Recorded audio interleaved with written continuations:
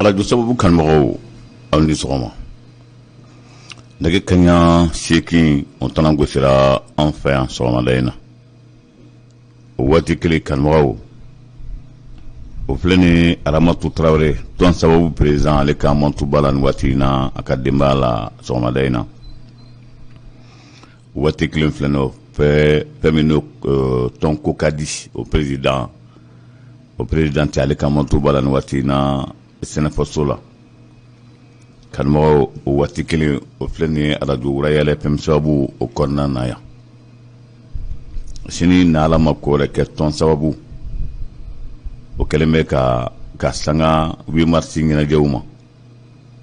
kɛlen bɛ ka wajuruba belebele k'o boloda na Ala sɔnna ma u ka dagayɔrɔ la n'o u ka yɔrɔ filɛ ka ɲɛsin misiri min filɛ Madame Diallo Kati Siso ale ka école ma a wajuruba in bɛ kɛ Alassane Kulubali ale fɛ CPI Cour pénale internationale Fatou Bensouda ale bɛ Bamako kabiri kunna sini o ye kunnafonidilaw wele o nakun o y'a jira kunungo kunnafonidilaw la bandaw yɛrɛ bɛ kɛ seere bi ni ka ko o ɲɛmaya o ta Cɛdikaw ka sɔrɔsi maa 1,200 o le nana kokura Mali la ko kana fara lakanabaw kan caman y'a jɛ k'a fɔ i n'a sɔrɔ ko wɛrɛ bɛ Mali la Malidenw yɛrɛ tɛ min kalama Kɔrɔbarikaw fɛ yan ma ladɔnniya k'a fɔ bingani waleya kɛra ye ka dugujɛ kunungo la maa 6 bɔɲɔgɔnko o de bɔnɛna nin na sen fɛ Jano Asu Kwadjo ni ale ye Sénat président a tun man kɛnɛ a bɛ waati jan bɔ an b'a ladɔnniya k'a fɔ fɛn min ni o ye a ka farigan nɔgɔyara kosɛbɛ kunungo a donna Mali la bi assemblée kan ka don a ka to yen a donna Côte d'Ivoire bi assemblée a président ka suganti Kɔrɔbari jamana kan Amadu Sumaworo ale bolo b'a nɔfɛ kokura ninnu ka fara kibaruya tɔw kan an ka sɔgɔmada in na dɔnkubali de filɛ a dun bɛna lase aw ma fana a balimakɛ Karim Sidibe fɛ o la an bɛ dugawu don Ala ka bi tile hɛrɛ di aw ni ne ma ka sanga 8 mars ɲɛnajɛw ma tɔn sababu a tɔndenw kɛlen bɛ ka wajuruba boloda ni Ala ma ko wɛrɛ kɛ sini lansara selilen kɔfɛ tɔn sababu hakilina wɛrɛ tɛ yen musow bɛ se ka fara ɲɔgɔn kan cogo min na k'u jɔyɔrɔ bin faga sigida yɛrɛ yiriwa fɛrɛw la ka sanga o ma n'u b'o baara la bɛɛ waati jan bɔ bi o ka baara fɔlɔ o ye o sinsin ka ɲɛsin fɛn min ma o ye wajulu de ye ka d'a kan wajulu ye fɛn ye min n'a kan ka ɲɛsin musow ma bi an bɛ l'heure na comme sisan o siratigɛ la Seydou Diallo ni ale misiri min filɛ nin ka tɛngu Madame Kiyatu ale ka école la o imam min don ko bonya dara a kɔrɔ ka sanga o ma cɛkɔrɔba fɛn fɛn n'a kɛlen filɛ n'u bɛ quartier in kɔnɔna na ko a bonya dalen don bɛɛ lajɛlen kɔrɔ fɛn min n'o ye tɔn ko ka di yɛrɛ n'olu yɛrɛ ta don ko a ko bɛɛ lajɛlen taara ka kalifa tɔn ko ka di la n'olu ka musokɔrɔbaw ye kɛlen bɛ ka maa minnu wele nin kɛnɛ kan fana o ye tɔnda bɛɛ Zeguaya maa n'i bɛ se k'i yɛrɛ sɔrɔ tɔnda kunda a ka d'aw ye a ka maa 5 ɲɔgɔn bila ka taa nin lajɛrɛ kɛnɛ kan wajulu don ni tɔnda min sera o k'a yɛrɛ tɔgɔ di k'a sɛbɛn k'a bila yen o tɔndaw dɔw la fɛn min n'o ye point final o tɔnda o welelen don tɔn Asanso ka tɔn ale welelen don lakɔli mɛtiriw ka tɔn muso tɔn o welelen don n'a présidente Madame Berthe tɔn sanayɛlɛn welelen don tɔn FM n'o ye arajo musow ka tɔn o welelen don danaya tɔn o welelen don Wasolo Banimolo cɛ welelen don o bɛɛ lajɛlen na tɔnda o tɔnda ni e de bɛ se ka t'i fanga fara ɲɔgɔn kan ka taa o dɛmɛ ko in na bɛɛ lajɛlen welelen don ni ala sɔnna ma ni nin kunnafoni banna an bɛna sigi maa welelew kan k'o lase aw ma ni ala ma ko k'a dun a wajulu belebele an ka wajulu gɛlɛn min bɛ yen bi n'o bɛ tali kɛ Alasani Kulubali la ni ale yɛrɛ arajo sababu o wajulu kɛlɛnkɛnɛ ye o kɛlen bɛ ka wele se ale de ma ale fana ma bila da girinda la ko basi foyi t'a la ni ala sɔnna ni 15h sera sini fɛn min ni o ye ni tɔn sababu musow ka wajulu ne ko a bɛ taa kɛ o ka yɔrɔ fɛn ne ka tɛngu madame Jalo Kiyatu Sisogo ale ka ekɔliso ma ko faamuyali ko ɲuman ɲininen don bɛɛ fɛ nin tela in na Cour pénale internationale Fatou Bensouda ale bɛ Mali la a bɛ kabiri kunna sini a nana ye k'a fɔ maliden dɔw jalakilen bɛ o dun bɛ Cour pénale internationale la ani Mali ka ko gɛlɛnba dɔ bɛ Cour pénale internationale la n'o ye an ka maɲuman kaburu ninnu tun filɛ ni Tɔnbɔkutukaw fɛ yen ni o kɛra sababu ye san 2010 k'a bɛɛ lajɛlen halaki maa min minɛna n'o bɛ tali kɛ Amadu Alfaki Mahamadi la ale ka kiri bonda kosɔn o siratigɛ la wulila ka na an fɛ yan Bamakɔ sani ka se bi ma ka da ka bi fɛn min n'o bandaw ye ale bɛna seereya UNESCO ale min kɛlen bɛ k'i jɔ ni Tɔnbɔkutu maɲuman kaburu ninnu ka kow ye wa ka fara Mali yɛrɛ gouvernement kan ani minnu somantanyana nin ko in senfɛ nafolo min dira walasa ka na o jɔyɔrɔ bin faga dɔɔni a ti jɔ miliyari 1 ani miliyɔn 600 bɔɲɔgɔnko la o siratigɛ la Fatou Bensouda a y'a jira k'a fɔ ko Amadu Alfaki Mahamadi jalaki b'a nɔfɛ ka d'a kan ko tuma min na ni mijawo olu tun bɛ Tɔnbɔkutu k'u ye tiɲɛli caman kɛ o tiɲɛli dɔ de y'a ye k'a fɔ kɛra sababu ye k'u sɛnsɛn ka na n'o ye Mali la kunun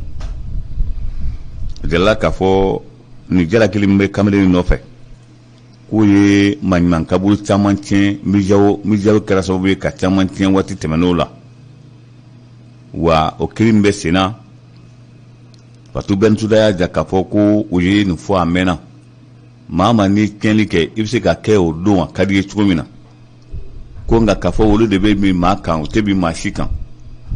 wa u bɛ kumaw fɔ yan'a don cɛ misali la maɲuman kaburu minnu bɛ ani misiri ɲuman minnu tun bɛ Tɔnbɔkutu olu cidon ko Cour pénale internationale ye welewele da ka ɲɛsin cɛbagaw ma ko n'aw y'a tiɲɛ don n'a nataw la a bɛna wele bɔgɔ jeninen sanfɛ k'o bɛ gɛlɛya aw ma kosɛbɛ o de kosɔn Amadu Alfaki Mahamadi jalakili bɛ ale nɔfɛ an bɛ waati min na komi sisan o siratigɛ la an bɛ aw ladɔnniya k'a fɔ nin kuma min n'o kɛra kunun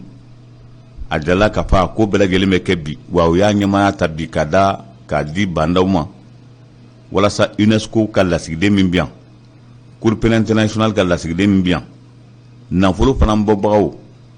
ani jalakili min bɛ Amadu Alfaki Mahamadi kɛrɛfɛ walasa ka ko bɛɛ lajɛlen kumaɲɔgɔnya bi o ɲɛmaaya kalifalen bɛ mɛn min na o ye bandaw ye n'ale y'an ka jamana ɲɛmaa ye an bɛ waati min na komi sisan parti politique dɔ walima jɛkulu dɔ sigira sen kan tile 2 in na a ɲɛmaaba o ye Kassim Tapo ye ko o kɛlen bɛ ka bɛɛ fara ɲɔgɔn kan ka tɔgɔ da Borema fana sinsinnen fɛn min kan o ye sigida yɛrɛ yiriwaliw ye misali la Kassim Tapo ka kuma la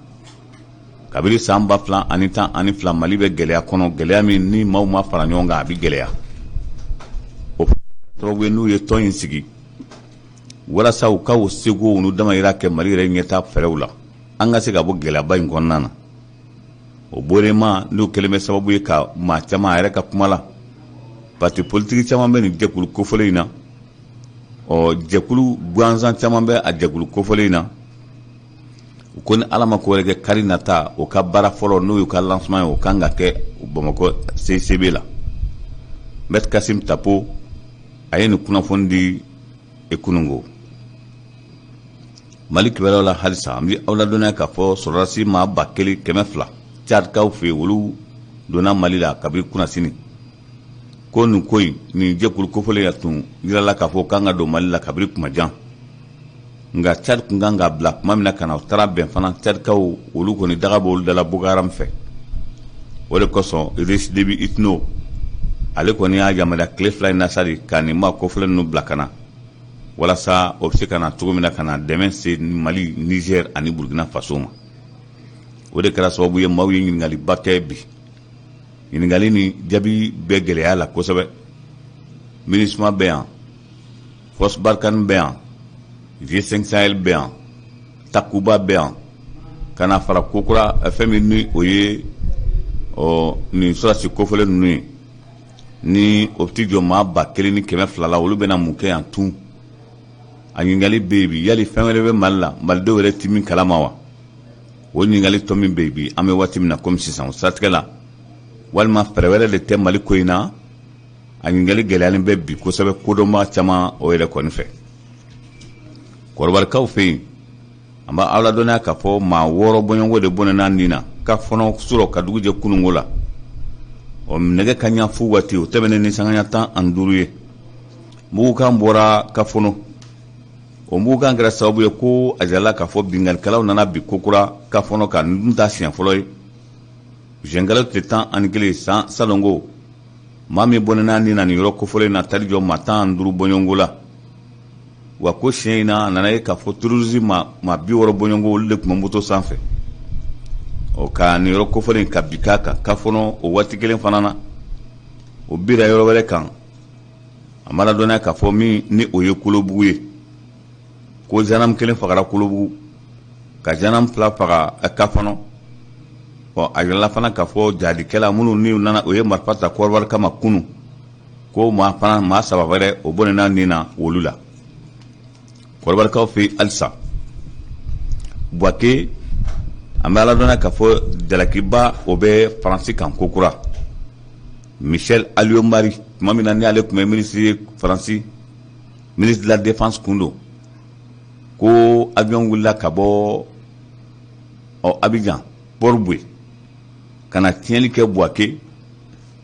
O tiɲɛli nɔ ye a kabakoya ye bɛɛ sɔrɔ. Fo Faransi RFI donna Laurent Gbagbo a n'a hakili cɛ ka da ka ko teliyala kunnafoni minnu dira o kɛra sababu ye Laurent Gbagbo ka kuma tun tɛ se ka mɛn tun. Hali n'o tɛ avion minnu wulila ko Laurent Gbagbo ti a kalama, hali n'a y'a sɔrɔ Laurent Gbagbo b'a kalama k'a fɔ avion dɔ bɛ wuli. Faransi ye yamaruya di k'a fɔ ale ka avion min wuli n'o yɛrɛ tun ma wuli, a nana ye k'a fɔ avion wɛrɛ wulila wa ko o avion bɔlaw tun ye Biélorusses de ye. Jamana min n'u b'a fɔ ma ko Biélorusses, o maa 2 tun b'a la. Olu de wulila ka taa nin bombardement in kɛ Buwake, ka maa caman bɔnna nin na o don Buwake. O siratigɛ la an bɛ aw ladɔnniya k'a fɔ a kɛra février kalo tile 6, novembre kalo tile 6 san 2004. O baara min kɛra ni maa 10 bɔnɛna nin na ka maa 38 bɔɲɔgɔnko sɛbɛkɔrɔ jogi. O bombardement kofɔlen ye ko Faransi de seginna o kiri kan tun. Ninnu ye ko ye ko min na a kan ka fɔra fɔcogo min na min kan ka farafindenw u hakili jigin u yɛrɛ la. Munna kabiri nin don kana se bi ma Faransi ma nin fɔ fo bi. O siratigɛ la kununko kiri daminɛla wa a kiri bɛ ka kɛ Faransi de.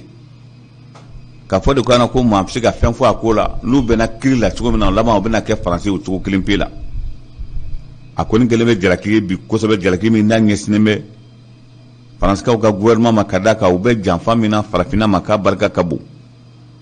A dun Laurent Gbagbo ko k'ale ye nin fɔ nin don ko avion min wulila ko ka avion ninnu ko k'a jira bɛɛ la bɛɛ k'a y'a ɲɛna o don k'ale ka kuma ma mɛn. Wa ko Biélorusses ye nin kɛ dɔrɔn ka na bombardement kɛ Buwake ka tila o yɔrɔ bɛɛ lajɛlen Faransi fana wulila kokura. Ale ka avion fɛn fɛn tun bɛ o ka kan kɔnɔna na k'a bɛɛ lajɛlen halaki k'a bɛɛ cun a sen kan. Wa ale yɛrɛ ka kɛlɛ tiɲɛna kabiri o don. Ko janfa don. O janfa ko Faransi de y'a labɛn ka ɲɛsin ale Laurent Gbagbo ma walasa mulutigɛla tigilamaw n'o ye rébellion olu bɛ se ka s'u la cogo min na. Halisa Kɔrɔbari kibaruyaw la.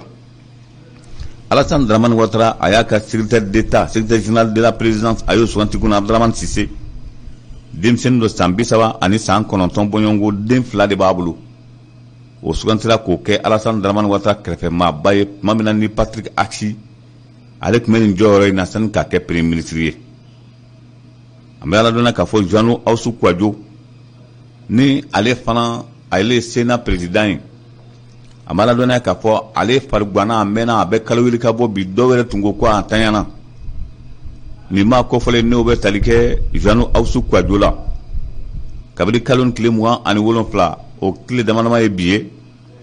ambala dona ka fo janu awsu kwa jo adona korwar konna na kunungo asala alasan draman watrafu alisa korwar kwelawla kala flip banen kofe amala dona ka fo assemblée bi tarata olu ka bara sugantili o bena bila sen kan ko korwar ka assemblée président a président kura ko kanga dombi ma nani bonyongo olu de kelme ki bolo mana bo kala no fala dimseni fla ani Amadou Sumaworo min na alere député blo nyama e kabri manda temene ko ale be ko kura kasegi kana ke a candidat ni alama ko wala no sugantira bi alamsa do femme no ya biro to ko besigi korbar jamana kan la gene kaw fe dugum nu ba fama ko kundia mala dona ka poko dukulu yere la doni kundia la gene kaw fe kunu tene halina so amajuga ko sewe nga sika kala ko sewe yoro do karkarla adu nyon de la ka ke 1984 akara la gene jamana kan yoro ko fole kelim peyna o sat kala mi awla dona ka fo dukulu yere aye ko sebe aye la gene ka bo dabuluka kada ka ko anyo min kala al nasro ni sinta majuga ko akanga mala sumi yali la gene gouvernement kanga munke 600 wala sani suku kana tun ina fo nanzara ba ke tugumina ni yoro kon dona kaban ka fo de ko abetu ka yere ko fere kanga nyini o yoro ko folo o de la aminyo amblaya lebe awfu ka walmano ka fawi ni alama ko reke aminyo so ni kuna fo ni kene ga bisuina sanangan ko do nyona Seydou Diallo ni ale misiri min tenkulen filɛ ni madame Kiyatu ale ka ekɔliso ma o imamin don ko tɔn sababu kɛlen bɛ ka wajulu belebele boloda a bɛ kɛ sini araba ka bɛn nɛgɛ kaɲa 13 ma o siratigɛ la k'a ka kunnafoni di musolama bɛɛ ma wa a ko kurukara bɛɛ lajɛlen yɛrɛ taara ka di ale Seydou Diallo ma n'ale ye imam ye misiri min filɛ ni ka tɛnku madame Kiyatu ale ka ekɔliso ma tɔn sababu ko a dilali a hakilina ɲuman k'a bɛɛ ta ka di tɔn ko ka di musokɔrɔbaw ma wuli sini bɛ tɔnda bɛɛ ma tɔnda min n'an da bɛna se a kelen-kelenna bɛɛ ma arajo ko don a ka d'an ye ni tɔn min sera yen sini an ka se k'o sɛbɛn k'o dɔn walasa an ka se ka an ka baara o taabolo la aw kan bɛn ni Ala sɔnna bisu in na hakɛto bɛ n kan Sala Mamadu